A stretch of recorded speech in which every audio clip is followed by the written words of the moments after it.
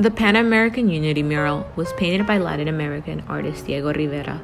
It was completed in 1940 and was originally painted for the Golden Gate International Exposition, but currently resides in the City College of San Francisco. The fresco painting has 5 panels, each depicting a different topic. It is 22 feet 2 inches tall and 73 feet 9 inches wide. The Unity mural depicts a historical view of the cooperation between the people of the Americas, spanning from the Aztecs in Mexico to the Industrial Revolution in the U.S. Rivera used this art piece as a vehicle to reject economic and political status quo, and to give visible form to labor and radical ideologies, including communism. In the first panel, we can see the use of vibrant pastels to help depict the rich history of Mexico.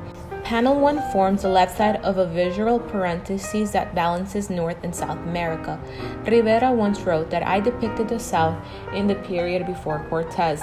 The outstanding physical landmarks were the massive and beautiful temples. This panel doesn't show any of the Spanish conquerors, but rather a beautiful city built by its native people. All over the panel, native artists are shown sculpting stone monuments and making beautiful pieces of work.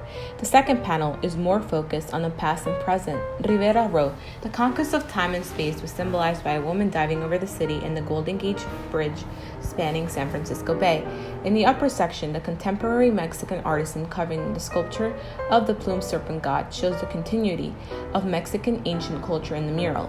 In the lower section, Rivera depicted himself painting the portraits of people such as Washington, Jefferson, Hidalgo, Morelos, Bolivar, Lincoln, and John Brown.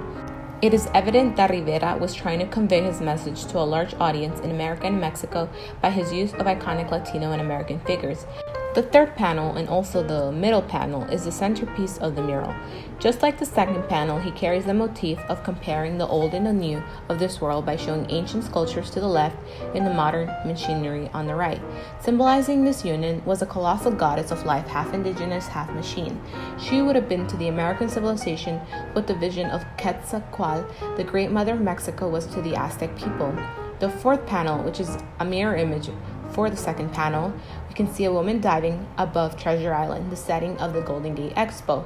What Rivera wrote about this panel was that he wanted to demonstrate the creative force of the United States and the emancipation of women, which were symbolized by a woman artist, a woman architect, and a sculptress. The lower part of the fourth panel demonstrates Diego Rivera's 2 favorite scenes from his favorite movie, our Charlie Chaplin film, The Great Dictator. The 3 dictators of Europe are seen in the ominous cloud: Mussolini, Stalin, and Hitler. The movie dramatizes the fight between democracy and the totalitarian powers. A hand rose up out of the machine as if to ward off the forces of aggression, symbolizing the American conscience reacting to the threat against freedom. The fifth and final panel, which is parallel to the first panel, celebrates the technological accomplishments the North had achieved. Rivera depicts the greatness of the North in such engineering achievements such as the Shasta Dam, oil derricks, bridges set near the American peaks of Mount Shasta and Mount Lassen, and in portraits of such geniuses such as Ford, Morse, and Fulton, the last of 2 whom were artists as well as inventors.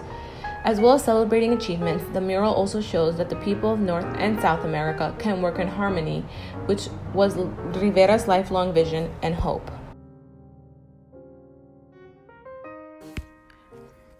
The next painting is one of my favorite paintings of all time, an oil on canvas titled Lovers 2 by Rene Magritte, a leading figure of the early 20th century Surrealist movement. An interesting element of his work is the humanity of his subjects.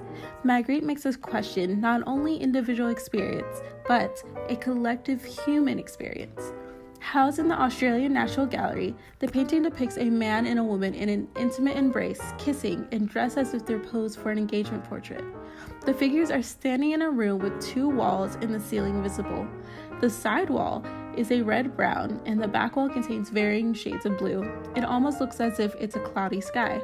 While the composition is a typical engagement portrait or family portrait, what sets this painting apart is the fact that white pieces of cloth are covering their heads that completely obscure their faces. The painting is the second of 4 unsettling variations of les amants, or the lovers in English. According to an article by the National Gallery of Australia, the use of draped cloth to conceal a figure's identity corresponds to a larger surrealist interest in masks, disguises, and what lies beyond or beneath visible surfaces. The painting gives us an intimate glimpse of a couple in surrealist love, but still provides a contrast with the hoods. It's as if we're not supposed to be looking at this private picture. Art historian Caroline Bazan said that by covering their subjects, it could be implying that no matter how much you pose, no matter how much you actually love each other, no matter how picturesque the setting is, there will always be distance between you and the one you love. There's always distance, no matter how intimate you are, and that is one of the tragedies of being human. It is believed that the melodramatic scene may also relate to the graphic illustrations that accompany pulp fiction and thrill stories, which Magritte's friend Paul Nouche, in a letter from 1927, encouraged the artist to copy.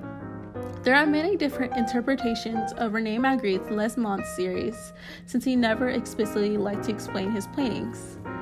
Regardless, Lover 2 takes one of the most primal human urges, surrealist love and companionship, and purposely covers the beauty with cloth. It is up to us to determine what that means in each of our lives.